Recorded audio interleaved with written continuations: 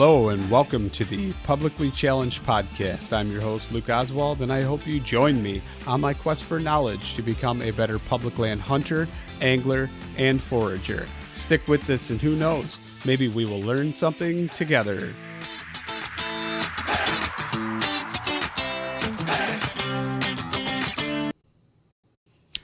All right, real quick before we get started on the show, I'm just going to talk about Treeline Academy. You've heard me say it. I can't even tell you how many times. Mark Livesey is treelineacademy.net. That's treelineacademy.net. Sign up. Use the promo code PC2020. Save yourself $20. Can't say it enough. It's awesome, amazing, most comprehensive e-scouting course out there. Check it out for yourself. Sign up. Use promo code PC2020. And now let's get to the show.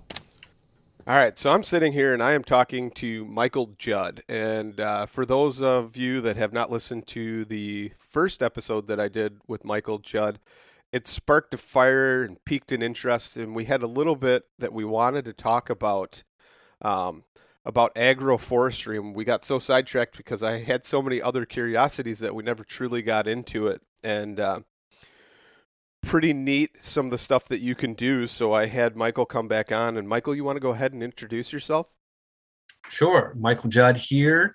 I practice agroforestry, permaculture design. I live in the Blue Ridge Mountains of Maryland. We have about a 25-acre research educational site that grows mushrooms, has food forests, does a lot of work with commercially viable nuts, do a lot of workshops and hands-ons here, a lot of good documentation of actually how to in regards to perennial agriculture, working with water on your landscape, a lot of things that we'll dig into today as well. But yeah, I'm just a real aficionado for sort of creating the change that we want to see in the world. Yeah, no, last time you and I talked, so many things were thrown at me. It was almost hard to digest, but as you and I were speaking earlier, I totally dove into some of them head first. I've already had 2 flushes of oyster mushrooms and consumed those, grew those on my kitchen table on some different substrates, and trying to grow a lion's mane seems to be proving a little bit more difficult to do, but working on that. And then, as I told you, it's inoculation day for other mushrooms. So super cool about that. But let's talk about agroforestry and what it is exactly. So let's give like a agroforestry 101 kind of synopsis real quick before we start diving into how you can do it for different habitats of animals and things like that. So agroforestry, if you break the word apart, you've got agriculture and you've got forestry. It's incorporating trees into agriculture. It's really something that's ancient, something that we've done as humankind since our existence, and interacting with trees for food, for the fibers, for shelter, for medicinals. For the wildlife that are attracted to eating the foods from the trees that get hunted. Trees have been, a keystone in many ecosystems for humans and others to exist. So it obviously has had different iterations throughout time and throughout cultures. But here we are sitting in the modern day, and agroforestry is taking, new form. It has to fit into our economics. It has to fit into our cultural lens. So it's kind of fascinating where we are now with trees and agriculture and food and land use and our environment at large and climate change. So agroforestry, once again, is a keystone. It's really bringing the different elements to our well-being and existence on this planet. I would say a more definitive definition is that agroforestry is an approach to land use that incorporates trees and shrubs into agricultural systems and allows for the production of trees, crops, and or livestock from the same piece of land. So it's a way to integrate, your fruits, your wind breaks, your riparian buffers, and it's also an opportunity to integrate your livestock and animals into it, or create an ideal hunting space that also has all of these other myriad of environmental benefits. So there's quite a few categories to agroforestry, and the USDA actually has a whole department of agroforestry, and they help outline these different practices. But let me stop there for a minute and hear what you'd like to ask. So I'm just kind of curious, because you see a lot of times, a lot of people, they have land that they manage for certain species, we'll say whitetail or whatever, and they plant certain crops, turnips, beets, brassicas, all those types of things, as well as clover, chicory, things like that. So they kind of have some browse throughout the entire year. What what would be different or the same about agroforestry versus that? Well, I'm going to go out and say that is agroforestry. There's obviously some strong definitions being formed about agroforestry, especially since it's got a USDA department dedicated to it, and by default, a lot of these entities need to define things. But I like to be more freeform, with the understanding of many different ways that we can work with integrating trees into our landscapes, and not just trees, but multi-purpose trees.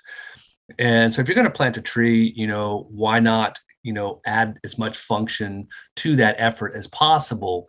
Can it produce nuts? Can it be fruits? Can it be medicinal? Can it feed wildlife? Can it fix nitrogen and build soil?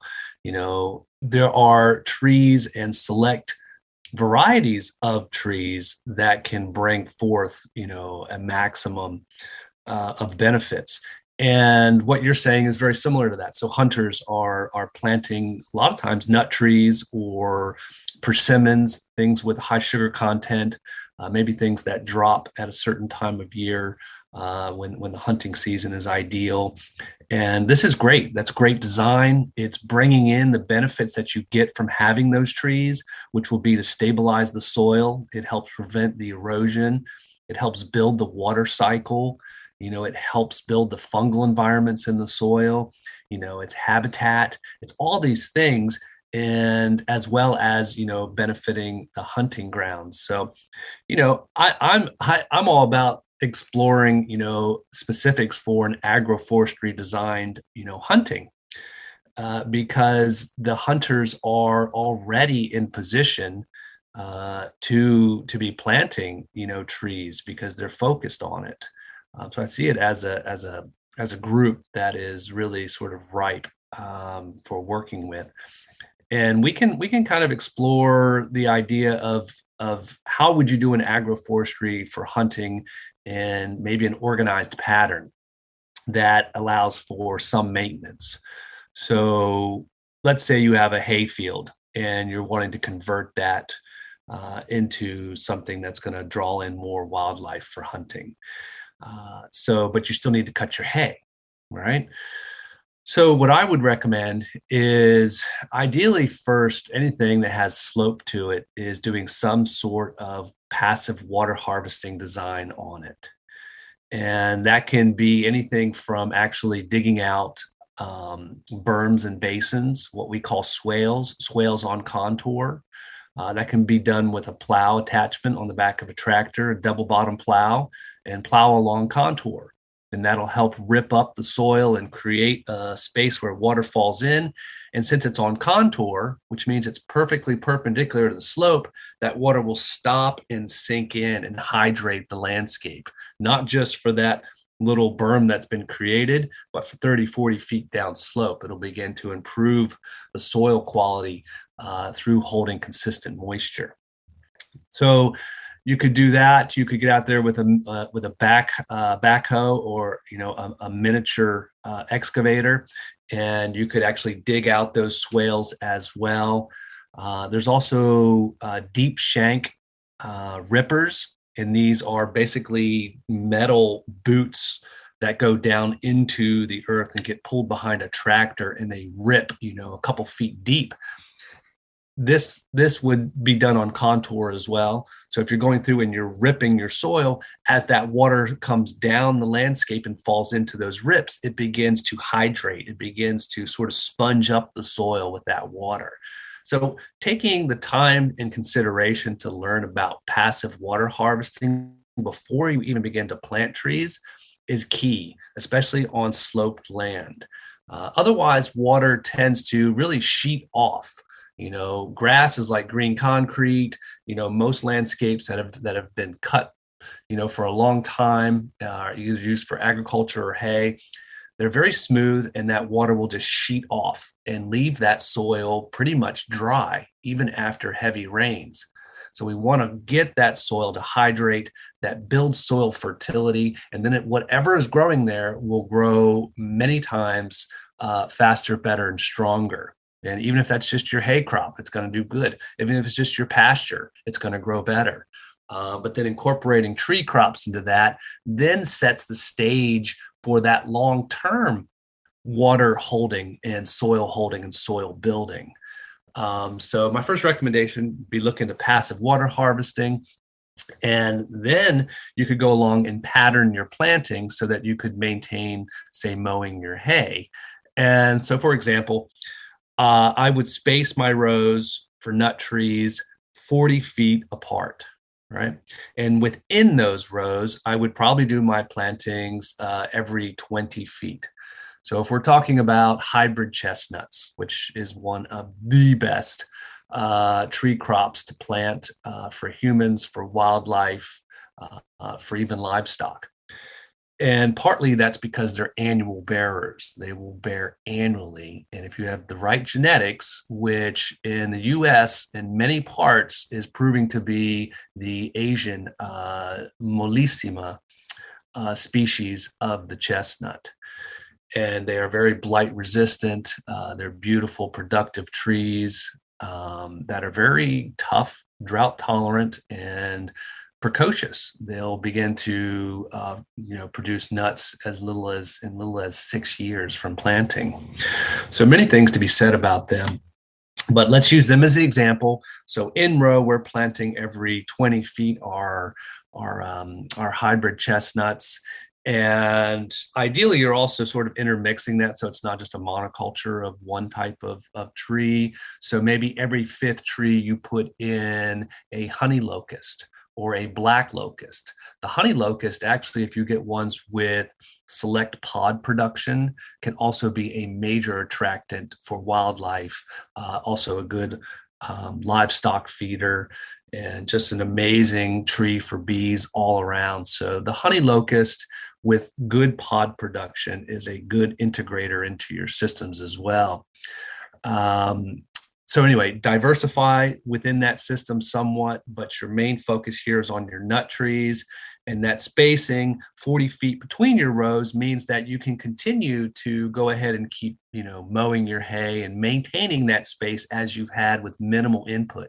This can also be thought as sort of low input agriculture.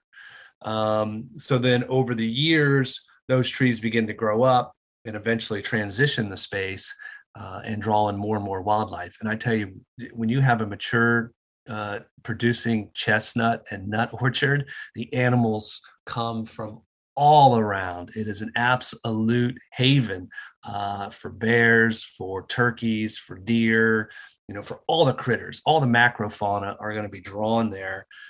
As well as the humans. I mean, the chestnut is a very popular food in many parts of the world and growing in the US, economically viable as well. So, you could be doing this for hunting, but this is also setting the stage to actually create a strong income in the future, if not for you, for the generations to come. When economies will likely be very different. And a lot of the economic opportunities that exist now may not be there in the future for your generations to come. So by planting these nut trees, you're also putting in the potential for a very secure long-term income producer. So again, stacking your functions. You're feeding the ecology, you're feeding the wildlife, and you're creating an opportunity for food security and an economic niche for the humans. And that's why I love working with these systems, is because they're addressing the whole system, even the economic system. So again, I'll stop there and see where you want to go. So one of the things that kind of came to mind, and I've read it something before, I can't remember what it was or where it was exactly, but talking about soil depletion and modern practices of soil, and you kind of touched base with that a little bit when you were talking in the beginning of what we started talking about here, but that the soil is typically 1 year away without adding any type of nutrients to it or any type of uh, modern chemicals and things, that it would be depleted within a year versus different types of practices. So how does that benefit you as far as doing the agroforestry versus that? Right. So agroforestry is a perennial system. Perennial meaning something that typically lives for 3 or more years. It's usually your woody shrubs and your trees. And really, the wealth that we have is the soil. That it really, everything comes back to the soil health as far as our true natural resource wealth and our economy. And it is rapidly lost when you're doing annual agriculture, especially annual agriculture that includes tilling of the soil. So whenever you're tilling the soil, you're opening it up for erosion. You're actually exposing the soil biota and fungi and life. You're sort of killing that off. You're putting too much oxygen into the soil. It burns up the organic matter. So really, one of the most damaging practices that we have, both short and long term, is our annual use and our annual cropping of land. Now, no-till agriculture has been growing, and it's a step in the right direction. It's an improvement by not getting in there and turning the soil over. More direct seeding. There's now a lot of machinery that goes in and just kind of direct seeds into the rubble of the previous crop. But still, we're talking about an intensive use of the soil that typically depletes it. Now, the catch-22 here is that our diet is basically now rigged on annuals. There's kind of been this loop that's been intentionally created, where our diet is stimulated by the agriculture and the land use and the money that's made from that, to where now, if you look at our diet, it's really all annuals, very few perennials in our diet. Whereas I think our species definitely developed with more perennial foods, which also typically have a lot more nutrient density to them, and a lot of other sort of medicinal values, bitters and other elements that are healthy for our microbiome and our immune systems. So there's a lot of call and a lot of reason to be coming back to working with perennials and agroforestry systems, both from a land use health and our body health, which are totally interlinked. And I think the more that we can produce, especially culinary, very tasty foods from our agroforestry systems, then we'll start to see them more on our plates. And the more they're on our plates, the more they're going to be on our landscape, because what's on our plates is what is on our landscapes. And we're spending money on our foods. So, there's ways to loop all this in. But coming back to your point is that it really also preserves the soil.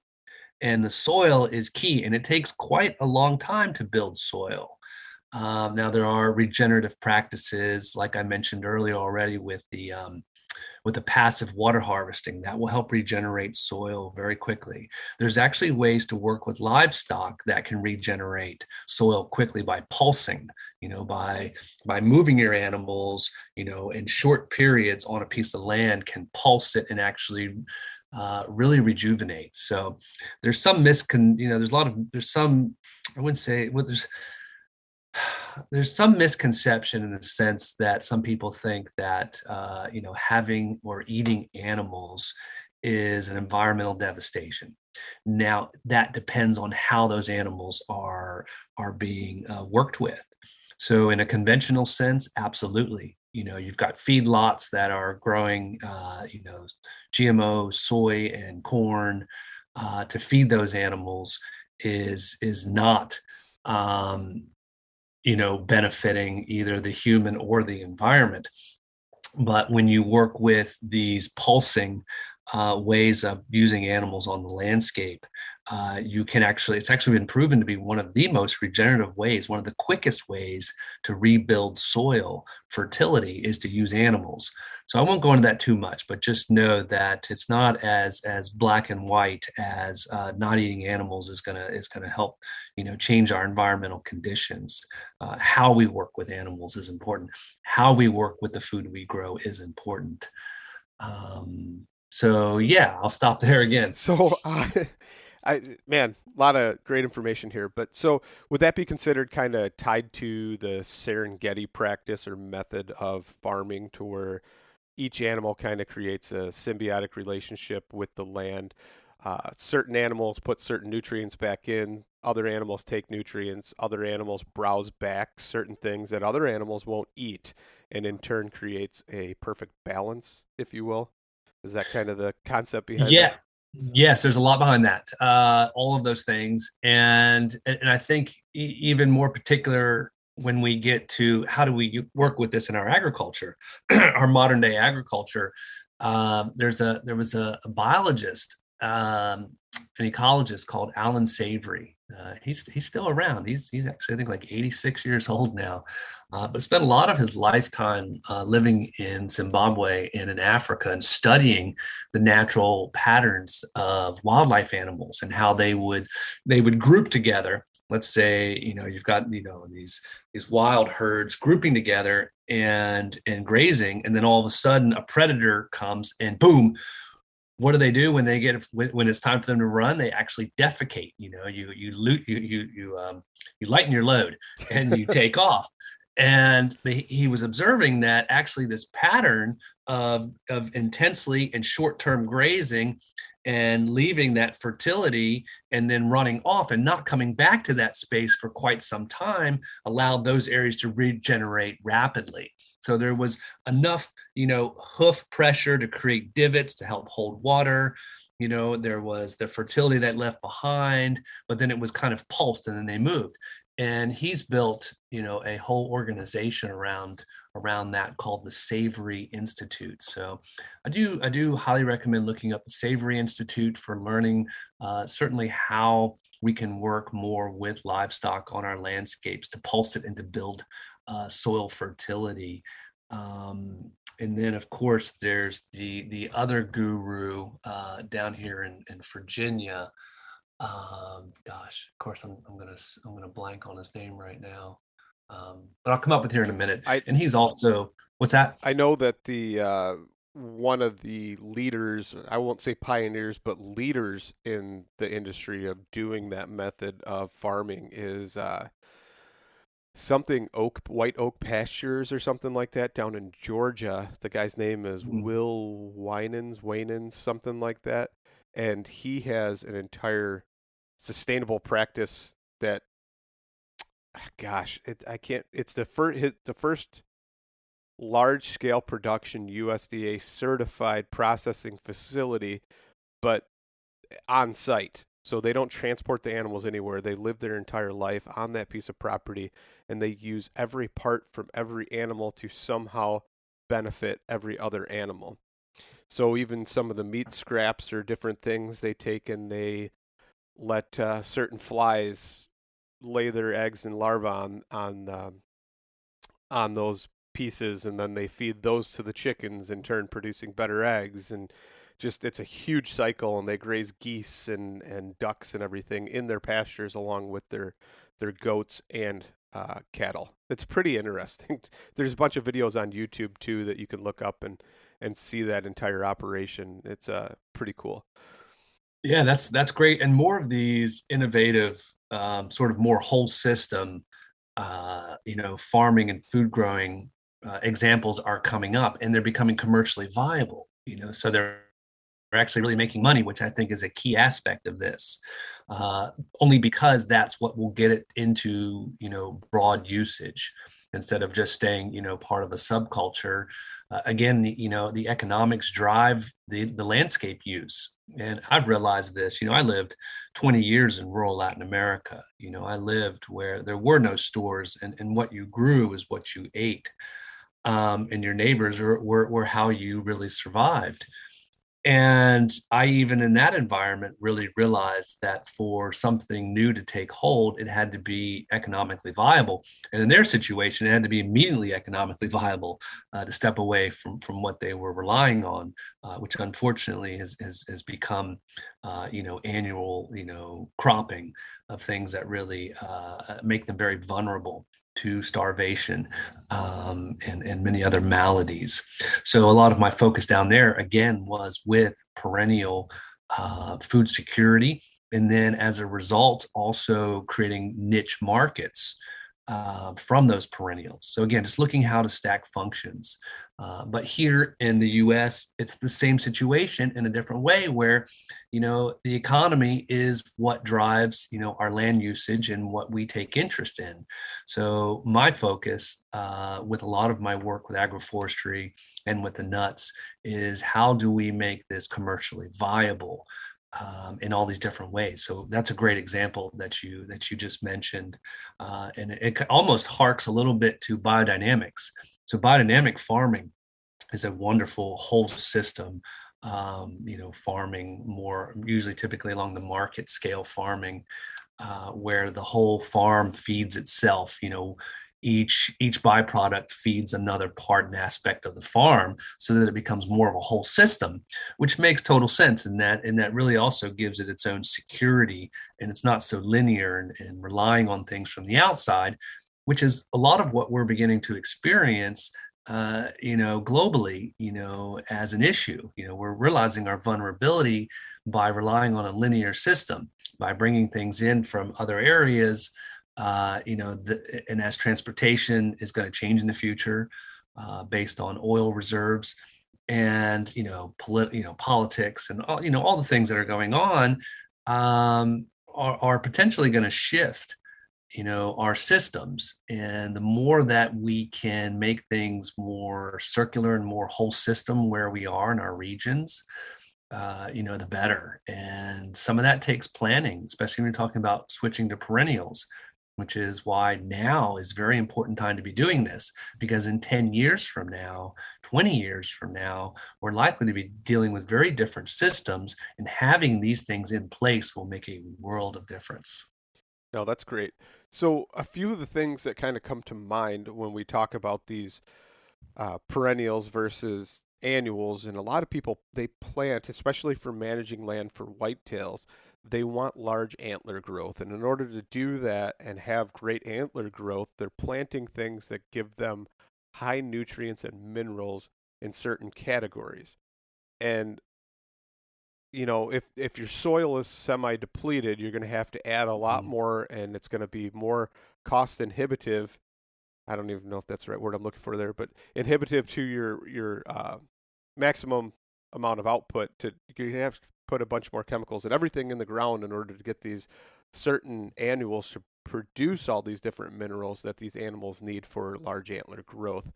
And it just kind of makes me think that, I mean, what's the trade-off or the benefit there with the agroforestry and your different annual or perennials that are growing? Yeah. Great question, because, also is the same for humans. What's the nutrient value in the food that we're eating? We don't have antlers, but, we need nutrient dense food to really thrive and to be healthy. And that's something that's really largely missing from the foods that we're eating today. Sometimes even the organic foods does not mean that you're having a higher nutrient density. Really, that comes from your soil. And largely, you're right, the mineral content in your soil is a key aspect to what is, harvested from it. So you're talking about deers, but, we can say the exact same thing for humans here. And the mineral, so with perennials in your tree crops, you've got deep roots. These roots are typically reaching down into subsoils where there's, minerals in storage and other elements that are usually sort of lost and not present in the topsoil. Depending on how the land's been used, but it brings up some more of this deep nutrient from the deep soil and has a higher nutrient and mineral density in the nuts and the fruits and the perennial foods in general. I mean, if we just think about like asparagus, these kind of foods have a little more density, nutrient density, because they've been living in that soil and absorbing, what it has for a longer period of time in a perennial no-till situation. So fertility can build up more, and that will translate into the foods that are eaten. A great resource for learning about this, I will throw out there, is the Bionutrient Food Association, a wonderful association that is really giving very direct understanding and education about how to work with building soil fertility, and minerals is a key part of that. And a lot of times, like where we're at, there's quarries nearby that are, that have these big piles of stone dust that are a byproduct of their quarry work. And typically, it's very high mineral content, and we can go pick it up for free. They usually don't have anything to do with it, or you pay a minimal amount for it.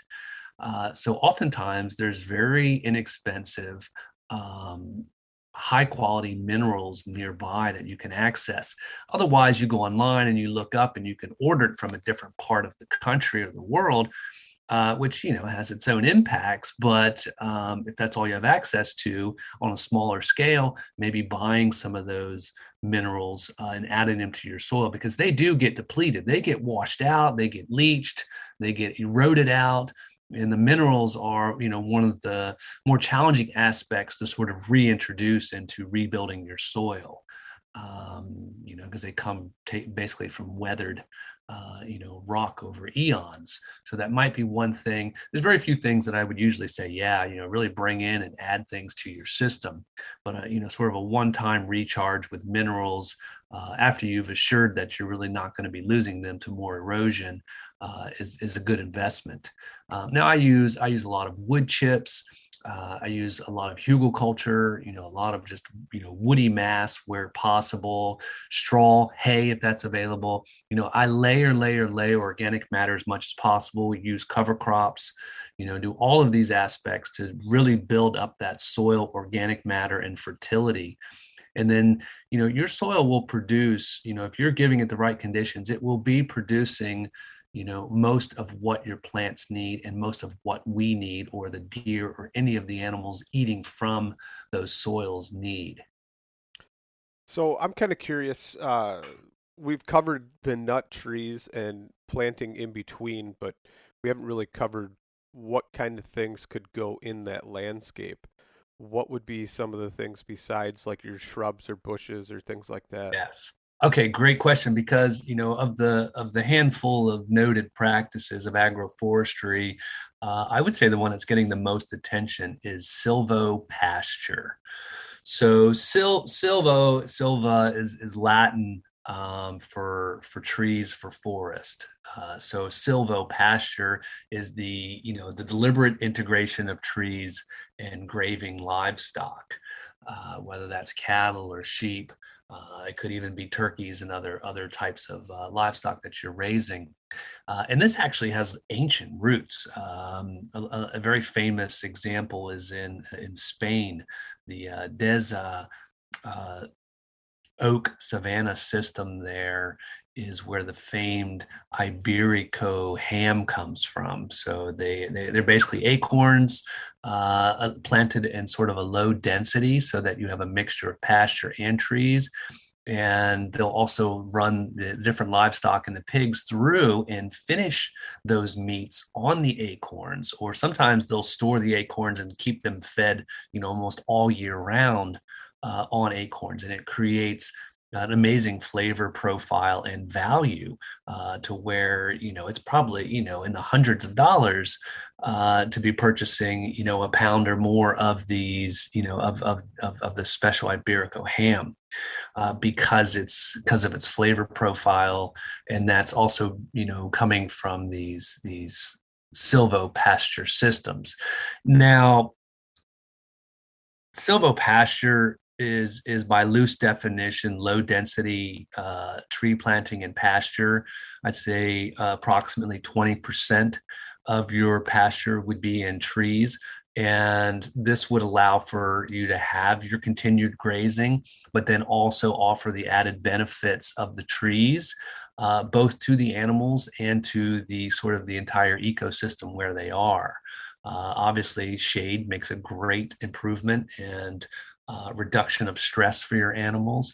They've done a lot of studies with, especially with milk cows, where they've showed milk increased production just by having shade. Imagine that. It's amazing to me that you see these pastures and there's not a single tree, or one sad tree. And if you have one tree in a pasture with a bunch of animals and they all start hanging out under it, that tree's probably going to die. So you really got to diversify. But there's a balance there to where you want to keep your pasture healthy, but you want to add in some additional fodders. Now, those trees could be things that drop nuts. They could be dropping fruits. Traditionally in the Southeast, a lot of farmers grew mulberries. They grew cornelian cherry, which is actually a fruiting dogwood. They grew the previously mentioned honey locust. And a lot of the other nut trees, on purpose for finishing and feeding their animals at different times of year. So they actually had a really good integrated mix of trees that worked with their livestock. And a lot of that's been captured in a fabulous book written over 100 years ago and still extremely relevant, by J. Russell Smith. And the book is called Tree Crops, A Permanent Agriculture. Highly recommend reading this book. It's very enjoyable as well. He was a nurseryman, and just an amazing observationalist and agriculturist who traveled the world as well and really observed what was working well in other systems, and came back here and worked with a lot of nurseries and with the U.S. government in developing a lot of these trees for national food security, for improved, farming practices.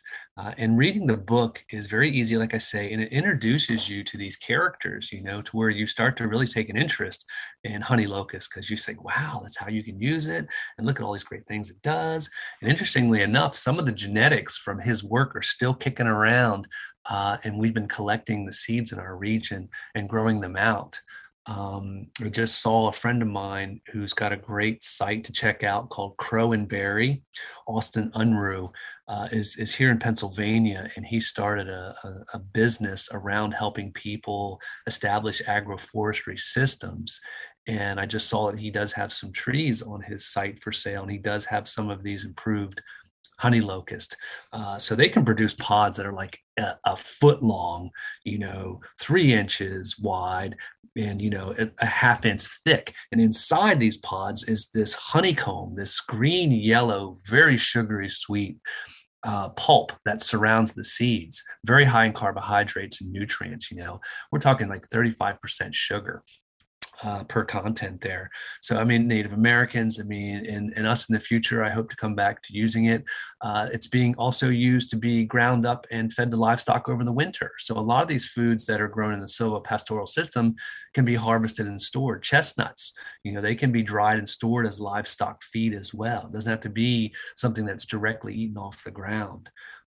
In silvopastoral systems, sometimes it can be fodder. Those mulberries can also be pollarded, which means they're cut at about 5 or 6 feet above the browse height so they can reshoot. And as they reshoot, you can come and you can chop down some of those branches. And I tell you, mulberry leaves is one of the most favored fodders for most animals. Most ruminants will just absolutely love eating up that mulberry. And then so you can combine that mulberry as a chop and drop fodder, and then it'll also drop berries. And as you're pollarding it, you're not allowing it to become such a huge tree. so that you're not losing shade and pasture. So there's different levels that you can integrate or work with in silvopasture systems, from more intense usage, like you're getting in there and you're polluting and you're feeding your animals, or you can just say, I'm just going to let them be, and there are going to be oaks out there and it'll provide some benefits. So there's different intensities that you can work with. But these systems are really also getting a lot of highlight and attention because they're showing themselves to be one of the best systems for carbon sequestration. Obviously, this is becoming more and more important on the planet. And there's a lot of research going into what practices are actually really doing something for it. And Project Drawdown is a great research project that reviewed like 100 different land practices, just practices across the planet for their ability to absorb carbon. And Silvopasture systems are like number 9 on the list, so very high in their effectiveness. So here we are again combining functions. How can we integrate trees that benefit the animals, that benefit the hydraulic cycles, that benefit the entire planet in carbon sequestration? So really highly recommend and encourage people who are interested in working with animals, already have animals, to look into Silvopasture systems information. There's a ton of information out there about Silvopasture in particular. Any questions on that one? That's a lot, a lot covered. But so, I mean, basically try and find different things that will thrive in your growing zone that will also benefit the animals at every time of the year, right? I mean, that's kind of the concept behind, well, not necessarily every time of the year, because that can be quite a challenge, especially here in our north. But like I say, yeah, you could harvest and store a lot of these tree products for your livestock in the long run. So silvopasture is one of the recognized practices of agroforestry. Alley cropping is another one. And alley cropping, we worked with quite a bit in Latin America. It's in wide usage in many parts of the world, in Africa. And I hope, in our parts of the world, it will become more and more of a common practice, because it's very economically viable, and it really stacks the functions of continuing to work with annuals. Because to be realistic, we're not just going to switch our diets. I've noticed that living in other cultures, that one of the hardest things to change is people's culinary habits. So I'm very realistic to that. So when you're looking at sort of maybe transitioning, or let's say diversifying and adding tree crops and perennials to your existing farming system, which is largely based on annuals, which has, somewhat of a dependable short-term income built into it, albeit vulnerable in my opinion, compared to perennials. Another benefit to perennials is their resilience to changing climate, inclement weather patterns, whereas you can lose your annual crops and the revenue from them very quickly in floods, storms, hail. And your tree crops are much more likely to withstand those occurrences and then still be productive, and thus more stable as far as your economy goes as well. But to create a hybrid system, let's go back to that model of 40-foot spacing between your nut tree rows. Or it could be persimmons and other things, depending on what your focus for those tree crops is. It could be woody perennials, in those lines that you harvest and sell to the floral industry. So whatever it is, you've got your 40-foot spacing of your perennials. In between, especially in your early years, you've got this huge wide alley, that is either pasture, or if you're transitioning, say, a cornfield into this system, then you've got, an open area to continue growing in. You could continue growing your corn in it, though I think there's much more creative, ways. And certainly economically, you could diversify that space. And let's say in the short term, you could grow asparagus in it. You could grow elderberries in it, which are also proving to be a good economic return within a couple of years of planting. They're very fast producers of a very valuable medicinal berry. So a lot of people are experiencing good success with growing and processing elderberries. You could do that in between these rows. You could also, do strawberries in those. Basically, you could do your short and even midterm cropping in these in between rows. And this is what we call alley cropping. And so as those trees mature up, over, a 10-year period, you'd begin to lose that alley cropping option if you were growing larger nut trees, let's say. But by that time, you will have transitioned to harvesting your nuts, and the money you'll be making from your nuts will probably outdo everything anyway. So it's a great way to economically transition if you need that. If you're relying on your land to provide your economics, that's a way to transition. There's quite a few people out there that are not relying on their land for their economic needs. They own land, and they're probably not doing a lot with it. They probably just have hay on it because that's easy, and they're making their money, doing their job somewhere else. So, you could go ahead and just, continue cutting your hay, do your 40-foot, spaced rows, and just plant your trees in that. Really, it's you make it work for your landscape, for your economy, and for your needs and for your availability. Do you want low input, low maintenance, or do you need or want high input and high maintenance? These are all very easily tailored. And I've started to put some of this on my website, Ecologia Design. I've started some posts about different levels of agroforestry. So don't feel like it has to be complicated. In some ways, this is one of the most low input agricultural systems on the planet. And a little bit of time and patience will bring along a lot of benefits. Yeah, no, I mean, especially in today's day and age too, time seems to be vanishing at a more rapid rate than ever before. Maybe it's because so many things consume our time more, or we, have so much more that we're dedicated to. I'm not really sure how exactly that's happening, but somehow you and I talked about it. There's just less time to do all the things that we need to do or want to do. But I mean, if you could have something that's low input, low maintenance, to where it's still benefiting you without your maximum output, so you could focus your efforts on other things, it just seems like the logical thing to do. And it's quite a gift. It's quite a gift to the future. So, I'm really kind of pointing toward a lot of landowners that have wealth in other ways, that could be doing more with their land, but often don't really know what to do. And this is why they pretty much just keep it in hay. But putting these trees in, whether you have an intention to use them or not, because this can take the pressure away, because people are like, oh, what am I going to do? I got to take care of the nuts. You don't have to do anything. If you wanted to just plant these trees, they'll live for hundreds of years. They're going to feed the wildlife. They're going to feed the ecosystem. And chances are, within a couple of decades, there'll be more people needing and looking to work with those trees for income. So don't even necessarily think about too much of your current reality and your situation. Plant these nut trees. Don't worry if you interact with them or do anything. They will have a myriad of benefits for the future. Yeah, no, that's great. That's great. Is there anything else you'd like to add to anything or talk about that we didn't touch on? Well, I'll just mention the other categories. Windbreaks is another major category for agroforestry.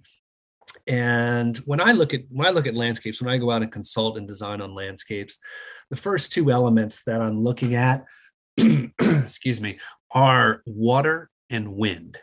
And they both relate to each other very closely, because if you're in an exposed environment, your wind is desiccating whatever you're growing. It's taking the moisture out.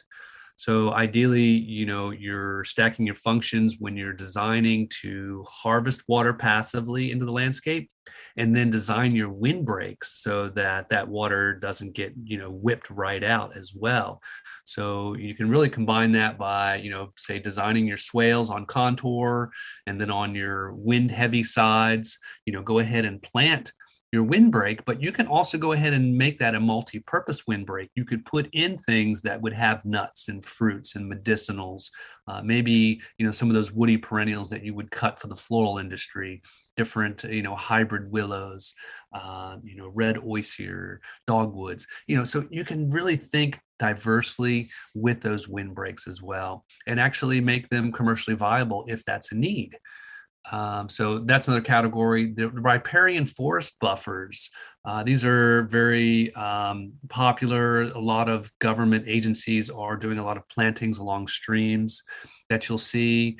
Typically, they're just doing, very fast, easy to grow hardwoods that don't have the stacked functions of creating, more food or actually creating more economic opportunity for largely the farmers that are having that land turned into something that's not as productive in the name of preserving the health of the stream. But why not stack the function? Why not say, okay, well, great, we do need to protect our streams from runoff, we do need these riparian plantings, but why don't we go ahead and put nuts and fruits and all these other pawpaws and all these other great foods and fruits into that design? So a lot of good information out there about diversifying your forest buffers around not just streams, but wetlands, ponds, any of your waterways. And I know you guys are into angling and fishing as well. And that shade over the water can help create, better cooling conditions for certain types of fish. If it's mulberries, it can drop fruits and stuff right for the fish into the water. So really, you can tailor this to your interests, but try to maximize the effort of planting trees with having a myriad of benefits when you do it. I think is kind of the root of this. Yeah. And then forest farming is another category. Forestry typically is, working with land that's already open, that's been degraded, that needs regenerating. But there's a lot of scenarios where working within an existing forest, which is kind of named forest farming, you can go in there and be creative with, growing mushrooms, planting ginseng, maybe growing ramps, and working with, sort of what you have there in a way that supports the forest. To those ends, I'll recommend a great book called Farming the Woods by Steve Gabriel. And a lot of the stuff Steve Gabriel does, his site and his YouTube videos, he's an amazing, learned, experienced, agriculturist that's working with these perennial systems. So I highly recommend learning from him and exploring more of that. And then also another category is food forests. So food forests are also actually being recognized by the USDA as a subcategory of agroforestry. And food forests are what I work a lot with and have worked with, and I've captured in both my books. And typically, food forest is done on smaller acreage because it's very diversified, anywhere from an eighth of an acre or smaller, up to a couple of acres. I manage roughly 3 acres of food forests here at our permaculture site. And that's a maximum because that keeps me moving. And so food forests are not growing food in the forest, they're growing food like the forest. So they're these diversified perennial based orchards, if you will, that instead of just planting a tree by itself, you're planting in sort of a small ecosystem with it, what we call guilds. So you would put in other perennials that fix nitrogen, that draw in beneficial insects, that are, draw in beneficial pollinators, green mulch plants, things that will mulch the soil and hold it and build it for you. So food forests is another great category. A lot of great information about food forests in my books and on my website to learn from. So for the smaller suburban scale, it's a very appropriate agroforestry practice. So let's say somebody has, maybe a 5-acre site that they do hunt on or something like that, that's on the edge of suburbia or something like that. Would that be a more attainable practice than the agroforestry on, I guess that would be more of a macro scale versus a micro scale. So on a micro scale, would a food forest be kind of a very beneficial thing for them and the wildlife? Absolutely. I mean, all of these systems, I mean, unless you're like fencing the whole area out, which I'm not really a big fan of, for many reasons, certainly with these types of systems. And so, yes, you would be benefiting, the wildlife, the ecosystem at large. You could tailor it. If you don't want to get overwhelmed, you don't have to go large scale. Just stick in some nuts. Stick in 4 or 5 chestnut trees. Stick in 4 or 5 northern pecans. Stick in, 4 or 5 select mulberries. Stick in those honey locusts. Stick in the persimmons. Give everything decent spacing if you don't plan to come back and thin them. Go 30, 40-foot spacing. And think about, how you might still manage that area if you mow it. It doesn't have to be that complicated. It can really fit what you have the capacity to do, what you will actually do. And if that means, hey, just go out and plant 5 trees, then just go plant 5 trees. Don't worry about all the intricacies of what agroforestry is. Get their tree crops, get them out there, get these, ideally find good genetics. So the one thing I will encourage is to spend a little bit of time and maybe a few more dollars on getting the trees that have been selected by people who really are paying attention to the productivity and the quality of the fruits and the nuts that are, or the pods that are being produced, versus what a state nursery or a nonprofit that's giving away trees might do.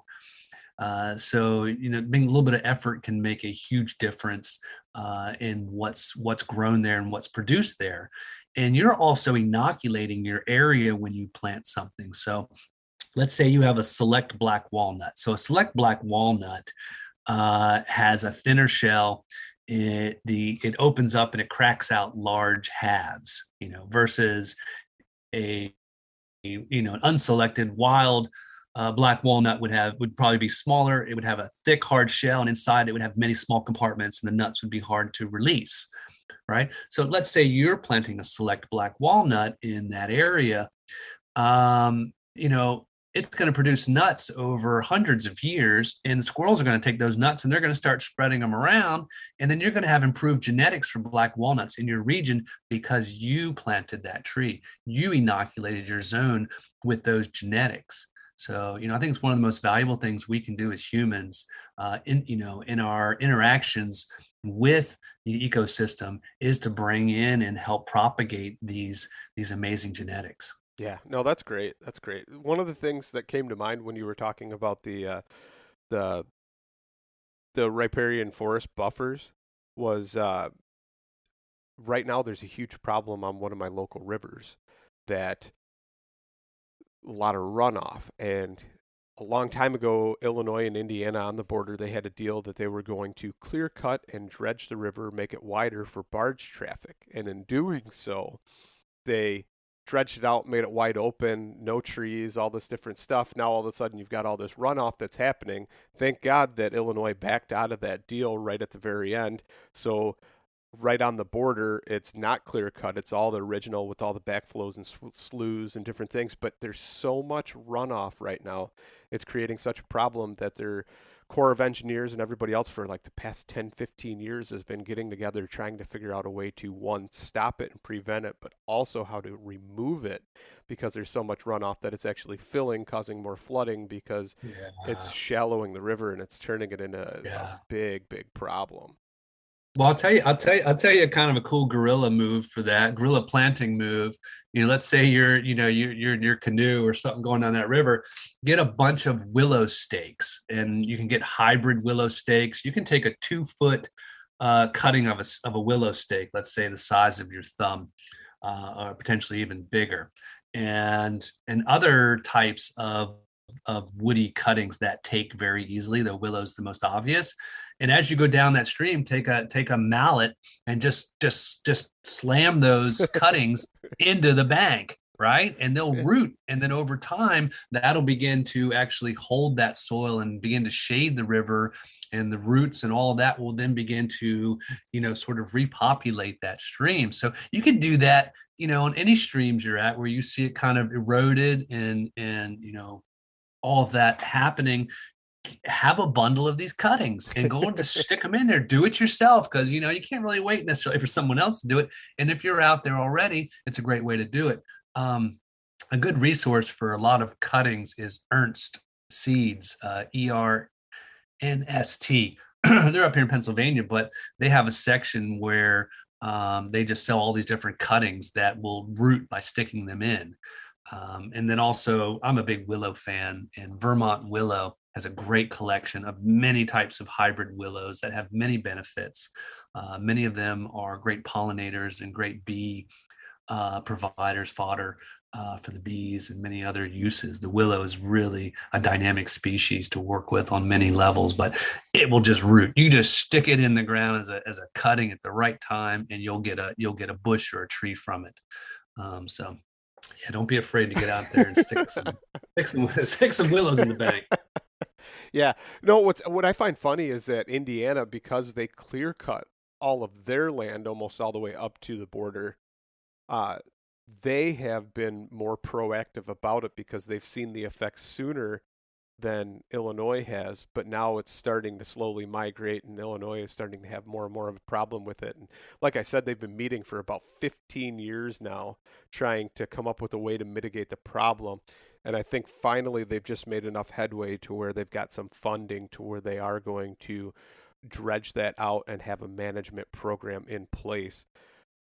Whereas Indiana has had that program in place and is actually doing better than we are for quite some time now. So it's kind of interesting to watch all that unfold. But yeah, like you said, waiting on the government to do something, sometimes the bureaucratic process takes a little too long, and it's almost a little too late at that point. Yeah. All right. Well, hopefully you got a good scope there. And there's lots of great information out there for exploring more in agroforestry. And obviously I'm a big fan. It's where my work and my life is going. So if you're interested in learning more, stay tuned to my site. Absolutely. Michael, thank you for coming on. Thank you for sharing once again, wealth of knowledge and a lot to consume and comprehend right there. So it's definitely gonna be cool to try and digest all of this and see where it takes me. Last time you and I talked, my head was reeling with different ideas, and I've already put some of those into action. So it's pretty cool to once again have you on. So before we go, can you tell everybody where to find you, your information, your sites, and I will put links in the episode show notes, so it'll be there for everybody to click on and go to as well. Yeah, the main landing page for me is Ecologia Design, and from there you would be able to see where else I'm interacting on social medias, which I'm getting ready to take a pretty good break from. We'll see how much I come back to it, but the Ecologia site and my books are great resources, and I have lots of links, and my site's very educational and a lot of how-to on my site. So you could really surf around there. We do a lot of good workshops, hands-on tours here at our site. I have a small nursery that I open up limited time in the spring, and connections with other nurseries that provide a lot of the good genetics. I also list there. So yeah, just find me there, and thank you for hosting. And I guess a leaving thought, as we look at the world and sometimes feel overwhelmed, is that when in doubt, plant nut trees. Wonderful. Thank you, Michael. Thank you for coming on.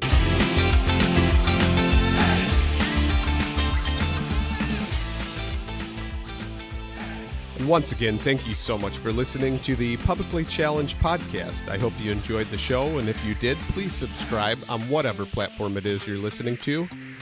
Also, if you could leave a review, that would help us out. And you can check us out on Instagram or at publiclychallenged.com. And once again, thank you so much for listening to the show.